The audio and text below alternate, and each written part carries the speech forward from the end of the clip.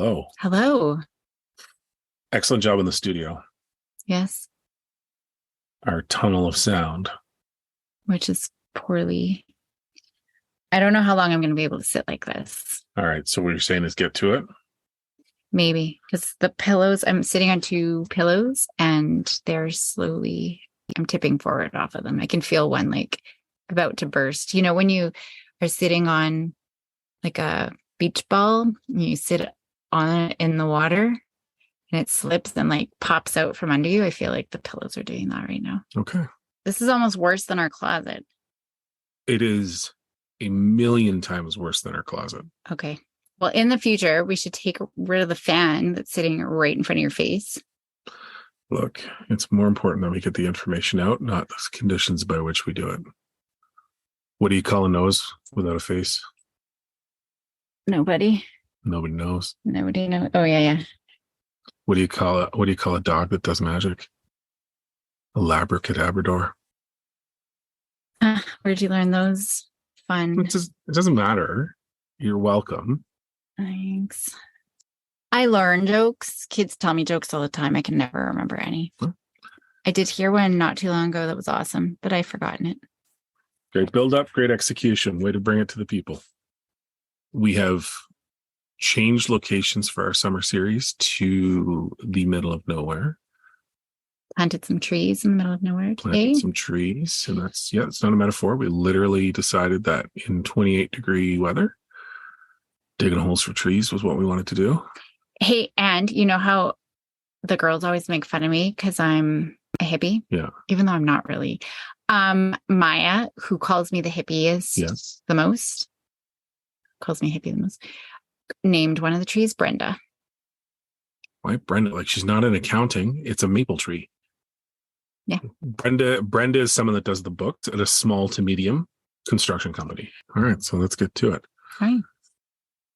Part of our continuing summer series, now that we ourselves are at the beginning of summer and the kids are out of school and we are living the proverbial dream.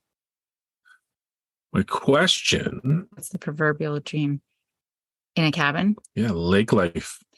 That every day. Hashtag blessed. Every day has caused us like 6 hours of manual labor. And hundreds of dollars of supplies. Yeah. A broken toilet, broken water line. It's good.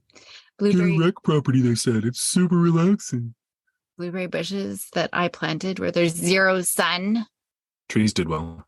I thought that there was sun in those spots. Who did better with their gardening assignment? Me planting 2 trees or you planting 2 blueberry bushes? Yes, but I wanted them where they are. But now I just realize I thought that there'd be a lot of sun. But now that I pay attention, there's just no sun. Tough. Anyways, continuing in our series of parenting and summer and all of that. How do you suggest? You put such long pauses between every word. You know how much work it takes me every episode to cut out the pauses? I'm not going to cut out the pauses today. Why would you cut those pauses out? Those are inflection pauses. I know, but it's not like I'm Paul Harvey. Good day. Like, that guy was brutal. What was he from? My dad used to listen to that radio station on the country station. It was literally some dude in between the hog reports. We lived in Calgary, but Dad still listened to a radio station that had hog reports and Paul Harvey. And Paul Harvey would do these long editorials. He was like an Andy Rooney type. Mm. And at the very end, his tagline was, "I'm Paul Harvey. Good day." And it seemed like the older he got, the pause got longer. I feel like I've actually heard that. And 100%, yeah. Or on classical music.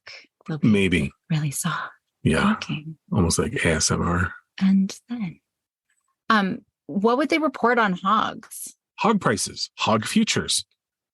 I didn't know what it meant. I was 9 years old, riding in the regular cab GMC that Dad owned, listening, going, "What is this?" And then it would crank into Conway Twitty or Waylon Jennings or all these people that now that I'm an old man, I love and I hated when I was a kid. Waylon Jennings is okay.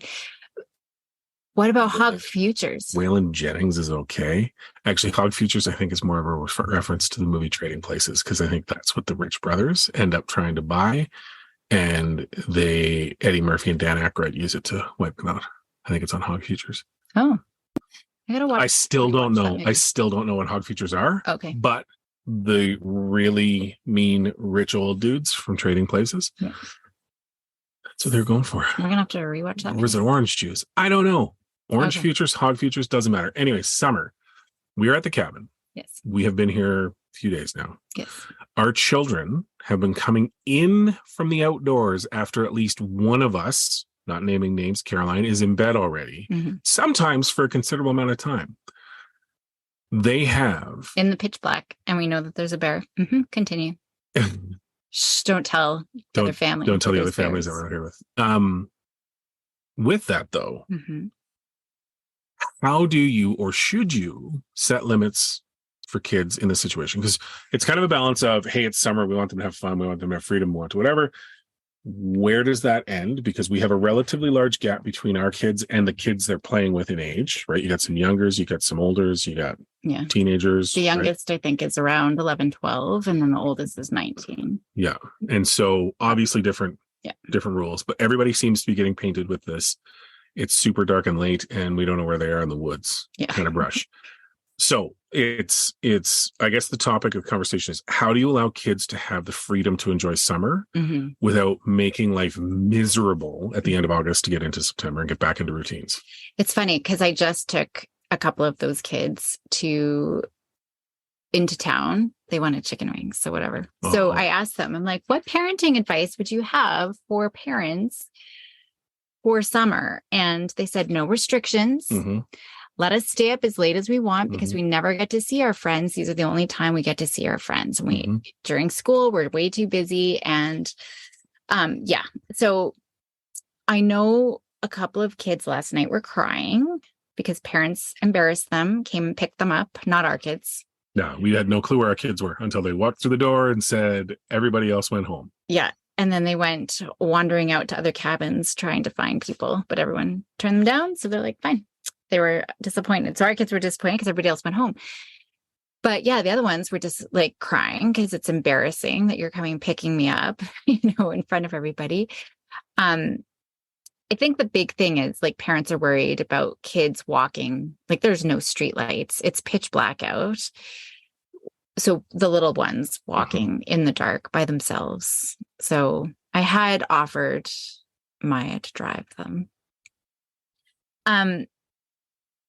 I still have to work. So it was the long weekend and I was okay. But one of the things in my I've Got a Summer Success Guide, I do talk about structure and having structure. So letting them go out until midnight one night, 8 o'clock another night, you know what I mean? Like that's not good either. Right. Especially when we start forward thinking to back to school, we need to have structure. So maybe they don't have to go to bed at 8 o'clock. Maybe you can extend it, but I think that there still has to be some consistency. So it's sorry, don't mean to interrupt, but like you're in the house by 9, do what you want until lights out. And that's what I'm getting to. So I know last night, a lot of the younger kids were given a curfew of 10. Yeah. Parents were just leaving because we were playing Capture the Flag, which, by the way, I won. Yeah. Now, what was the price you paid for winning? Can you fill the listener in on that? Well, I definitely felt my hip pop at one point. And at one point, I literally thought I broke some ribs in the back. And my back was screaming. And I thought I broke some ribs. Yeah. And your knee was how good? Oh, yeah. Today I realized my knee. Last night, though. But I was running. I couldn't even see the flag. Just someone had seen it and said, just go, run straight through. And I was running through brush. Like it's up to my waist brush. I don't even know what I stepped on and rolled ankles. But I ran. And as I'm sprinting, I saw the flag, grabbed it. And I could hear screaming that he's coming. Dan's coming after me. And he's like the Flash, man. I saw him chasing the kids. He is so fast. And I could hear him. But I'm like, I'm not going back to jail after all of this, probably cutting up my legs, and I'm not going to jail. And I did it. I won. I got out. I just beat him like seconds back to the safe zone. Anywho, what was the question? Oh my God. Oh, yeah. So parents were around, but that was like 9:30. So because the one dad was like, hey, you guys got to come home at 10. And then the other mom was like, but it's still bright out. Like it's what, 4 o'clock right now, Yeah. and it's bright. It was as bright as that. But by 10:30, it was pitch black. Yeah. So that was the only thing. I know that they said when it gets dark, please send the kids home. Mhm. Like as soon as it starts getting dark. So I think for me, it depends. I do think we need to have an established bedtime. Okay. What and that's kind of each family to their own, right? Yeah. Like figure out your kid and what you need and just say, you know what, we're going to be going to bed at this time. Yeah. Okay. Yeah. If there's a sleepover, I know that there's going to be sleepovers. For sure. The kids are going to be sleeping over here, or ours are going to be going over to other cabins or whatever. Yeah. So then, I think that there is some leeway. I still prefer having a little bit of structure, but even during school, we are a little bit more lenient with that. I think we're more lenient. We'll kind of roll with whatever. Weekdays are usually too busy to allow for that flexibility. So we don't really have to worry about it. Out here, though, it will most definitely happen while we're trying to work. Yeah. And I guess that's the added component that a lot of parents are having to deal with these days is the fact that you and I are very lucky that we can work fully remote, right? And we will. Like, I'm not taking next week off. I'm just going to work from the cabin. And then in the evenings, we can boat ride and do whatever, right? And I can enjoy the nights that way and then head home. So I guess the rules still kind of apply regardless, right? Whether you're at a cabin or you're at home kind of operating, right? Yeah.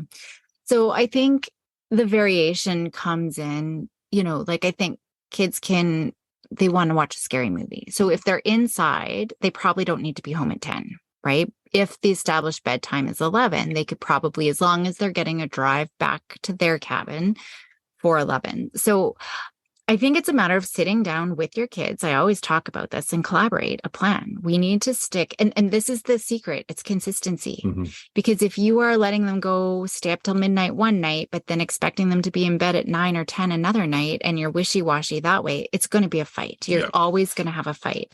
And so I think laying down those expectations and boundaries, maybe there's an exception. Like maybe you're going to have a night. I know we're going to try to get to an outdoor movie. We can't really start it probably until 9 or 10. So that's going to be a little bit of a later night. So with those exceptions, I'm trying to plan ahead, but yeah, we can't say what the bedtime is because some kids it will still be 8. Some kids will be midnight. I don't know what that is, but for us here, I would want to set rules. No, you never walk the roads or through the bush alone in the dark. So always have a buddy. And again, that applies in city or out of city, really. Like we're talking about, right? Like we're using a lot of examples about what it's like at the cabin, but for people that aren't out of town for a lot of summer, it's still setting the same kind of guidelines of, you can go to the park, but you can't go past this road and you've got until X amount of time before I expect you home. Yeah.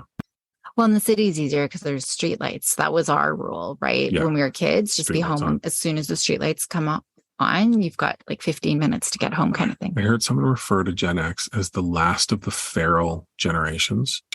And that was the explanation. Oh, yeah. We were the last of the feral generations where the streetlights were our sign to go home. And we were vaccinated with something like a fire hose size needle. Yeah. And like all these different, it was making me laugh because I'm like, you never really think about that, but it's true. We really were. Like we got to run amok. But I think there's a lost art to this. So I think those kinds of things are something else. Oh, and just letting us know. I mean, it's so much easier. When we were kids, our parents didn't know where we were. There was no texting to be like, hey, we're going to just run to Flying K and get a Slurpee, right? Or, hey, we're going to go to the park or whatever. But our kids do now. Like they can, if Kate, we're leaving that cabin and we're going to go to the woods and play Ghost or something, right? Like as long as they're keeping us updated on where they are, I think that's a good rule. So auxiliary question, going back to the scary movie night. Perhaps it's not a question. Yes, it's a question. I have just figured out how to control an entire group of the LED lights. I can turn them on remotely and I can make them turn on blood red. Ooh. Is that something that we're going to do during Scary Movie? That would be amazing. Okay, cool. Just wanted to say that because I figured it out and I can't wait to watch those kids have heart attacks. Yeah. The one little girl, maybe not if she's here, but I already was talking to her today. I think she's going to skip scary movie night anyway. She's missing out because the room's going to turn blood red. Amazing. Pants will be wet. Amazing. Yeah, they will pee themselves in fear. Oh, I wish the older girl, Maya's friend, was here. She's so scared of scary movies. She couldn't. We were watching a cheesy one that's not even scary, and she couldn't. She left and sat on the deck outside. So I don't know, like, was there anything else? I mean, I do have that summer guide, so I'll put the link again in the show notes. But I do talk about consistency, same wake up time, same meal time, same bedtime, like all of that consistency is so important. Does things like family meetings fall into that consistency in your mind too? Like trying to keep that cadence as well, so it's not a huge shock? Because that's to me what I find when it's you and I. We kind of go with the flow. So that means that our Sunday night, which is typically when we would have a family meeting, isn't quite a Sunday night in the traditional sense, right? It's we're out in the boat or whatever. So still trying to find a time, perhaps move it to a breakfast Sunday meeting. morning. Yeah, everybody's getting up and it's kind of just there.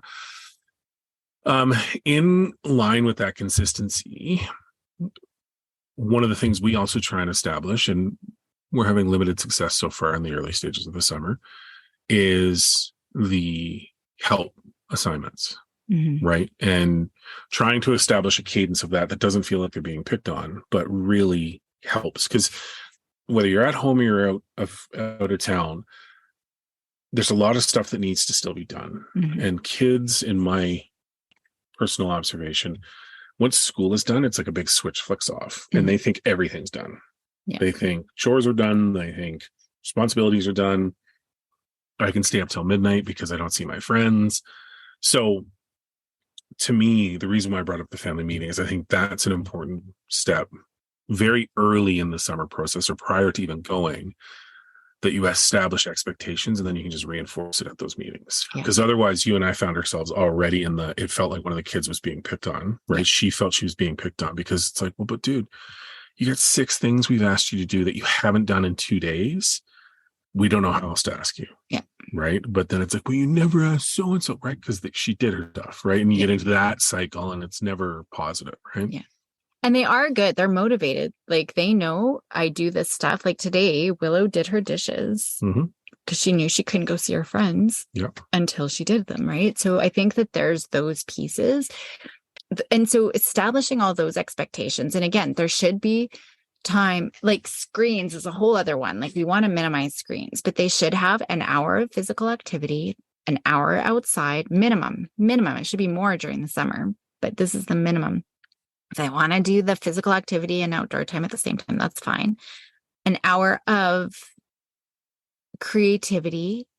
We want some learning time, at least half an hour of reading, but an hour of learning time. And it could be learning like exploration. They don't have to sit and do math sheets, but it's just, researching something, going out and exploring or getting a magnifying glass and checking things out. Like there should still be that component. Did I say creativity already? Yeah. See, our girls are good with the reading and creativity. That's what they do all morning before they go out, with their friends. So establishing those. And so that's part of it. What's the chore for the day? You should still have those structures and expectations. So we've got our usually 5 things, right? Yeah. So and whatever's important for you. Screens, we haven't turned on a screen since school finished, which is amazing. Yeah. And thankfully the weather's not looking like it's going to give us an opportunity or a need to be cooped up for a few more days at least. Yeah. Yeah. And there was talk a couple of nights ago about doing the scary movie, but the older ones were like, no, it's beautiful out. We are going to maximize this outside time. They just love running through the forest and playing hide and seek and capture the flag. And so, nobody's even wanted to turn on a screen, which is amazing. So I think this weekend's kind of all over the place just because there's so many families here and it's juggling with everybody. Exciting. It's the first few days, right? Which is fine. In my, let them be feral, for lack of a better word, and have their fun. But then, as we get back into our routine, we have to establish something. Well, the few families that are here, all the parents are leaving, but the grandparents are going to be watching. And I know that they've got strict. Oh, yeah. And so that's actually helpful. Maybe coordinating too with other families, right? Like, what are the expectations and rules if you're really close? I mean, there's a few down that way. I have, you know, with the 19-year-old, for example, like I'm not going to be dictating rules or anything like that, but maybe it's just coordinating those expectations too, so that could be helpful, right? For Just sure. making sure the families are all sort of, if you're close enough, right? If you're, Yep. if not, then that's okay. But just something else just to make it easier. Yeah. So this is those are all great, and I'm going to throw one different question at you because it comes from an article I read, and this is totally random, but it was I came across another parenting site's tips for summer, right? Like this is what we're doing for summer, and one of the articles was summer is a great time to start your kid on therapy, and I'm like, okay, so I read it, and it's things like less expectations on time. They give them time to get comfortable before the school year. And in my mind, knowing how we operate in the summer, I thought it was a curious take on it. So what are your thoughts on something like that? Completely, we can shelve the summer series advice, and I just want your opinion on, is summer a good time to start your kid on therapy? I would say no, Okay. unless the kid is like, hey, mom, I would really like to talk to a therapist. Yes. Right? Because even on a PD day, I hate seeing kids on a PD day where they don't have school, because I'm like, yay, you get to spend an hour with Caroline on your day off of school when you'd rather be going somewhere else. Fantastic. And I literally, that's how I'll say hello to them. And then they just kind of chuckle and then they're okay. But truly, so it's funny. It's probably bad that I'm saying this as a psychologist, because of course I want to be seeing people, but I know I've had so many families who are panicking that I'm not there in person, for example, or panicking because I've just finished an assessment. They just got a new diagnosis, and now we got to get tutors and we got to get the support. And should we go see a psychiatrist? Should we see a counselor? Blah, blah, blah, blah, blah. And I just feel like, oh my gosh, let's breathe and stop pathologizing our kids, because so many kids, yes, there are times to see a therapist. And I think maybe that's a whole other episode, when to go see one. I would want to start with the parents first anyway. So maybe this is a fantastic time for parents to come see a therapist, just so that you can learn how to co-regulate with your kids, set them up for success, how to communicate with them effectively. Those are the things. And you've got all summer to practice that. So when the stress of school and everything else comes back in, you're ready. You're managing your stress. You're, able to function with your kids. But I feel like kids everywhere feel like there's something wrong with them. And so many kids that I see now, I'm not the only therapist. And I'm just like, what the heck? Like, it's just, what the heck? Or tutors, or, like this person and that person. And it's just so much. So yes, therapy is great for kids, but I would say only once parents have already created a foundation for themselves, because it's like throwing them back into a fire if parents aren't able, don't know what their kids are working on, don't know how to support them, don't know how to, what homework do I need to work on so that they can actually get some success out of therapy. Anyway, it's a whole other topic, but no, I think kids need to be kids. They need to learn to play again, be bored. Yeah. Not have screens all the time, go knock on somebody's house, to say, like, door, to say, hey, can Susie come play? All of those things our kids are lacking that I think are more important at this point than therapy.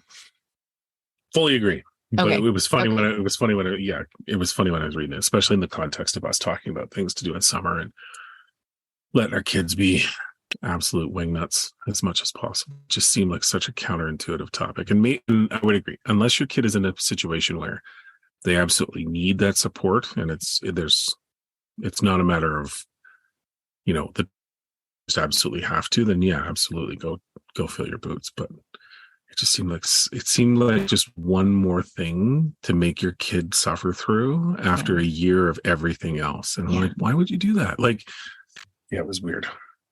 And it does feel like somebody said, I can't remember who said it or where we were. It was just within the past couple of days, but they said, something along the lines of, here's COVID, that sucks. And now, hey, COVID's over. And here's a whole other pile of crap universe just to go all over us, just to suck us back down even further. There's just this heaviness. And I think we need to create more lightness. I agree. And play and fun and laughter and relaxing and play until you pop your hip out. That's what you're telling parents, right? Play until you crack a rib. It's so hard because I feel like I'm 28 at most. And you look like you're 24, babe.